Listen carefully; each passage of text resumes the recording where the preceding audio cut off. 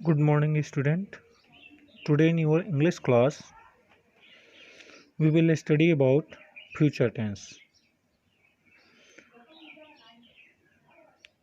Like other tenses, future tense has also divided into four parts: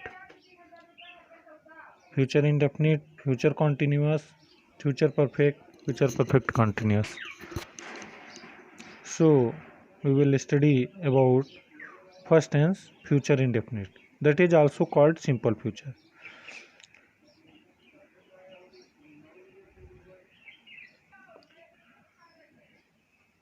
If we will make Hindi sentence of this tense, then we get गागीगे the last of the sentence. जैसे मान लीजिए वह बाजार जाएगा, वे खाना खाएंगे, इस तरीके के सेंटेंस आते हैं। और इसका सेंटेंस कैसे बनाएंगे? अगर अफर्मेटिव सेंटेंस है तो सेकंड पर्सन यू या third person he see it they, इनके साथ में विल और वर्ब की फर्स्ट फॉर्म प्रयोग करते हैं।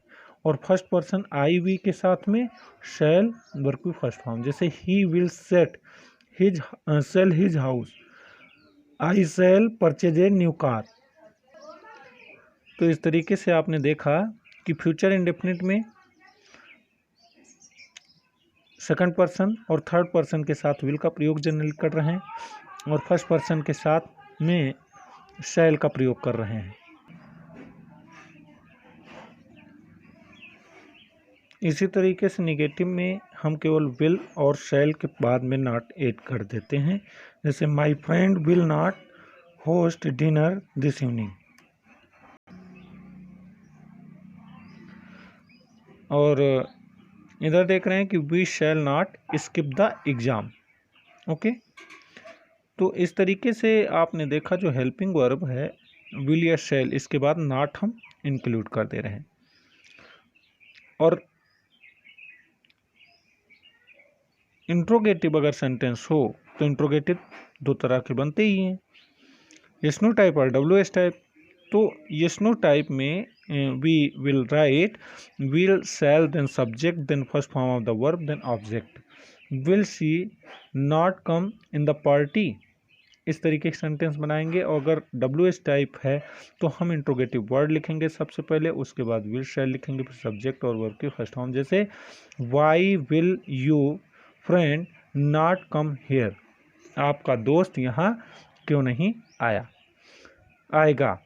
तो इस तरीके से हम देख रहे हैं कि वाक्य के अंत में गागी की आता है, और हम यहाँ पर सब्जेक्ट प्लस विल और शैल प्लस वर्ब की फर्स्ट फॉर्म प्लस ऑब्जेक्ट लिखते हैं, उसी का सीक्वेंस फॉलो करते हैं। अब हम देख लेते हैं कि कुछ रूल्स क्या हैं कि किस कंडीशन में हम इसको यूज करते हैं। जैसे to say what we believe और think will happen in future. जैसे I believe she will join the office tomorrow, they will go to college, we shall win the match. उसके बाद यहाँ पर जैसे देख रहे हैं things which can not control and are factual, जो क्या है things which can not control, जो कंट्रोल नहीं है और फैक्चुअल नहीं है। तो the sun will rise eight 6 AM to indicate an instant decision, it is our first marriage anniversary, I shall give a precious gift. तो इस तरीके से आपने देखा कि ये कुछ कंडीशन हैं जहाँ पर फ्यूचर इंडेफिनिट का प्रयोग करते हैं। सेंटेंस किस तरीके से बनाएंगे ये आपने देख लिया। अब हम बात करते हैं फ्यूचर कॉन्टिन्यूअस की।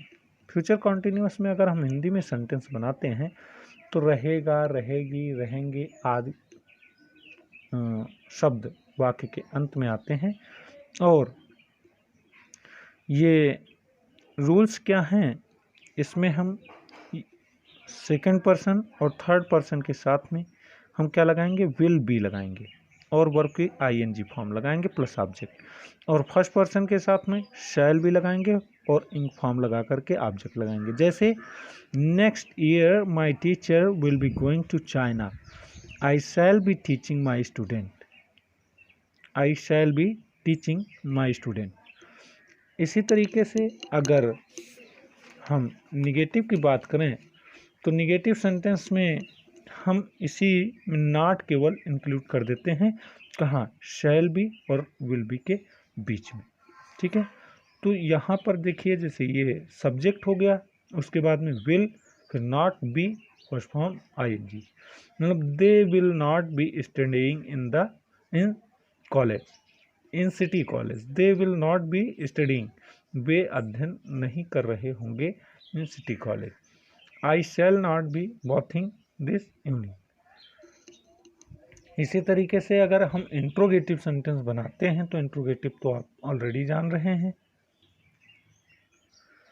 कि उसमें हम will shall plus subject, be verb की आईएनजी फॉर्म प्लस ऑब्जेक्ट। जैसे will this boy be wandering in the forest, will this boy be wandering in the forest, how long will they be travelling. Okay, will this boy be wandering in the forest, will shall subject plus be plus ing form plus object, मतलब will this boy be wandering in the forest, क्या ये लड़का जंगल में टहल रहा होगा। Now in future perfect tense if we discuss, ये कौन सी कंडीशन है जहाँ पर हम अप्लाई करते हैं, थोड़ा सा ध्यान दे लें। This tense is used to following ways to indicate an action that will occur in normal course, जैसे she will be cooking the food tomorrow, to indicate an action that will be in progress at a given point of the time in future, जैसे we shall be visiting the zoo at this time tomorrow. In future perfect tense, if we make a Hindi sentence, then we get some special words like चुकेगा, चुकेगी, चुकेंगे, etc. तो ये rules हम कब apply करते हैं, जैसे this tense is use to describe an action which will be completed at a some point of the time, I shall have finished this work by tomorrow, they will have reached home by the evening, I shall have reached the school before the bell rings। तो इसका affirmative sentence हम कैसे बनाते हैं, ध्यान दें, इसमें हम यू और ही, शी, इट, दे, मतलब first, second person, third person के बाद में will have, third form of the verb plus object लिखते हैं, और फर्स्ट पर्सन में shall have, third form of the verb लिखते हैं। जैसे your examination will have been over by Tuesday, we shall have cooked the food by evening। If we make a negative sentence, then we include not between will or shall and have, will have, will not have हो जाएगा और shall not have हो जाएगा बस। जैसे the passenger will not have reached the station before the train starts, तो the ये passenger will not have reached station, passenger station नहीं पहुंच चुकेगा before the train start, train के चलने से पहले। तो इस तरीके से हम निगेटिव सेंटेंसेस के बनाते हैं। और इंट्रोगेटिव में हम सबसे पहले क्या करेंगे, ये विल या शैल लिखते हैं, उसके बाद सब्जेक्ट प्लस हैव वर्ब की थर्ड फॉर्म। जैसे एग्जाम्पल के रूप में will he not have gone before I reach, यहाँ पर डुअल एक्शन दिखाया जा रहा है, तो एक पार्ट जो होता है इसको हम फ्यूचर परफेक्ट में लिखते हैं और दूसरा पार्ट प्रेजेंट इंडेफिनिट में लिखते हैं। पास्ट परफेक्ट में डुअल एक्शन के दौरान जो एक पार्ट पास्ट परफेक्ट में करते थे और दूसरा पार्ट पास्ट इंडेफिनिट में करते थे, लेकिन यहाँ पर आपको एक पार्ट फ्यूचर परफेक्ट में किया गया है। Will he not have gone before I reach, यहाँ पर ये पार्ट जो है प्रेजेंट इंडेफिनिट में है।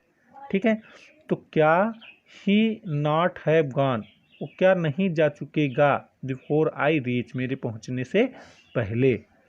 इस तरीके के सेंटेंस ये इंट्रोगेटिव में बन जाते हैं।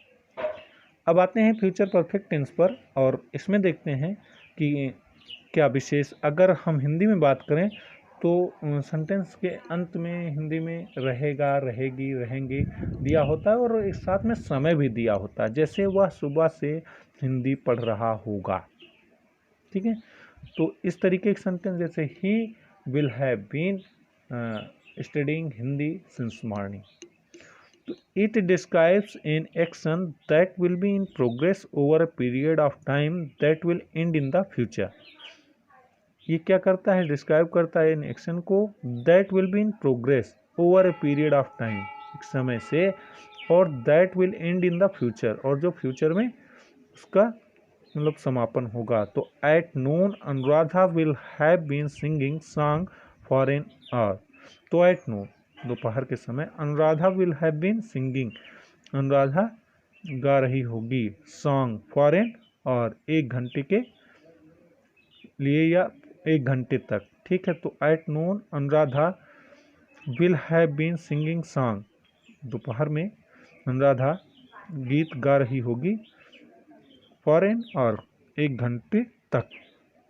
या I shall have been working round the clock for 22 years next April.